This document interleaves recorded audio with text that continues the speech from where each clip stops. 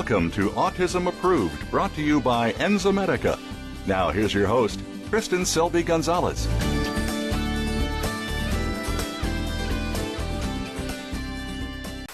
Hi, I'm Kristin Selby Gonzalez, and you are watching Autism Approved. 1 out of 91 children between the ages of 3 and 17 are being diagnosed with autism. That's 1 out of 58 boys. We knew it was more important than ever to bring you a show that offered you hope, resources, and tools.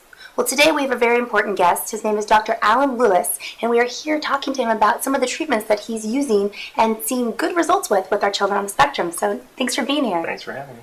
Well, you know, a lot of people don't understand how people even get, I guess, involved with autism to begin with. And I know your background is quite extensive. Can we explain to the viewers, one, how you got involved with autism and where you came from? Well, I got involved with autism first because my son was diagnosed with it. And I think you'll find that that's a common theme for a lot of the doctors that are treating kids with autism. You know, he was diagnosed 10 years ago. And how old is he? He's 12 now. 12.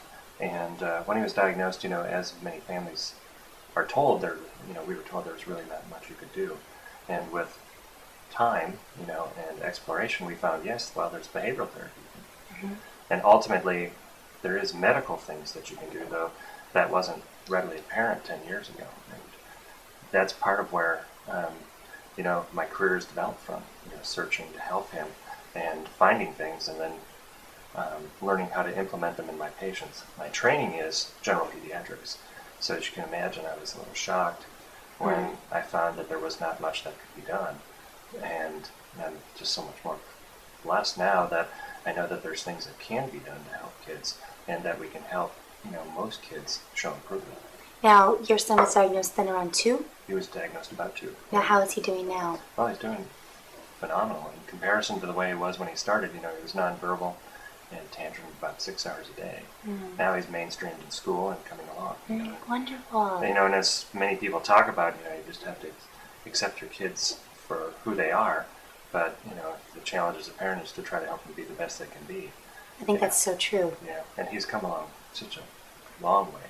And he still has some of his challenges, but, as I joke about, I have mine too. I think we all do, right? Mm-hmm. So now, what are some of the things you've done with him? And I know every child's different, so I want to point that out to the viewers. Just because one of us do one thing with our child doesn't mean that is the road that you're going to take. It's just about knowing the options that are out there. Right. Well, I guess I'd segue a little bit into what I do for, medicine. My goal to help any child is similar to what I was trying to do for my son, which is, try to unlock the full potential of his brain for learning, and then provide, education for him. And when he was youngest, we started at in-home behavioral therapy, but fortunately he progressed so fast, we ultimately couldn't keep up with his ability to learn.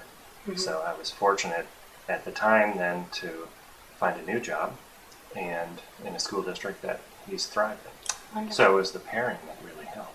But the medical care, and that's what I do, has really helped him at the same time unlock his learning potential.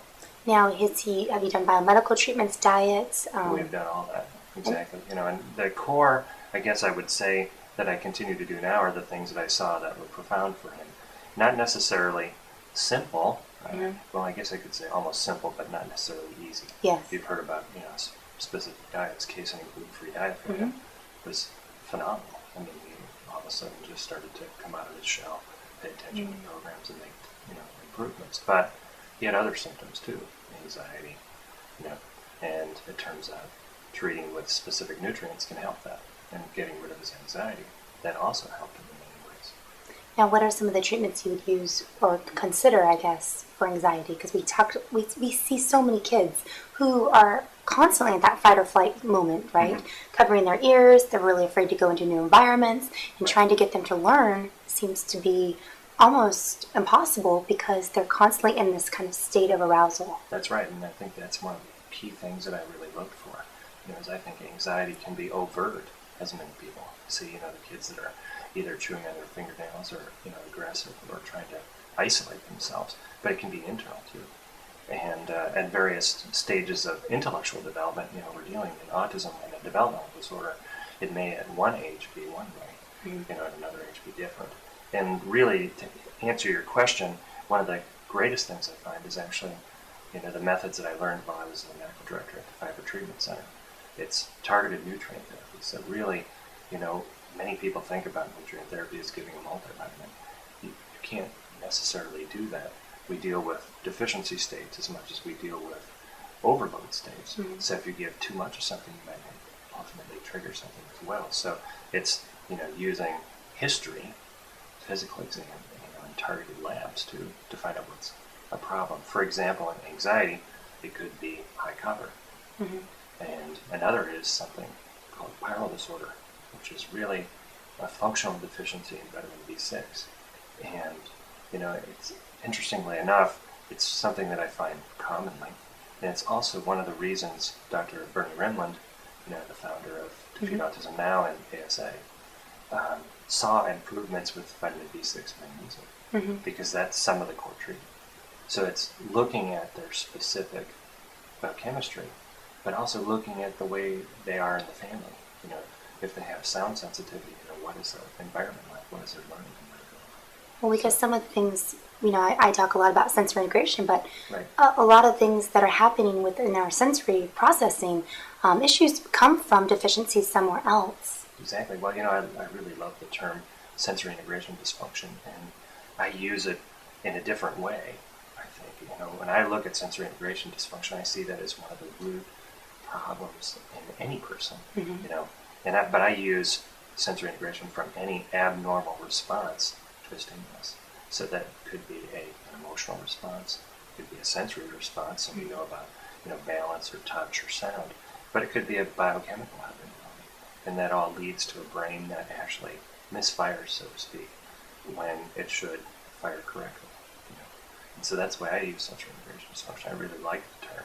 And basically, we all have our quirks. Mm-hmm. It's just the kids on the spectrum have enough quirks of a specific kind to be diagnosed with autism. They're more exaggerated in a sense than what ours are. Exactly. Not only quantity, but its severity. Absolutely. Yeah. So when you're talking about deficiencies, I'm sitting here thinking, okay, well, we need to figure out those targeted deficiencies, as you were stating. Absolutely. I imagine it would be like if you give a multivitamin, and let's say there's iron in this multivitamin, but yet you're anemic. You would need to figure out what that targeted deficiency was, because a multivitamin would then not take care of, in its core, the anemia, correct? That's exactly right. And the other is, we're not talking about high doses of many nutrients. We're talking about potentially high doses of several, but we're actually talking about right doses, because what we're looking for is getting somebody into a more optimal, more balanced range. Now, and that's one of the key things. What tests are you looking for? Is it blood work? Is it urine, hair analysis? I do mainly blood and urine. Okay. However, another big piece, and you asked about therapies, is clearly nutrition. Mm-hmm. So I do some stool testing to make sure that digestion is appropriate.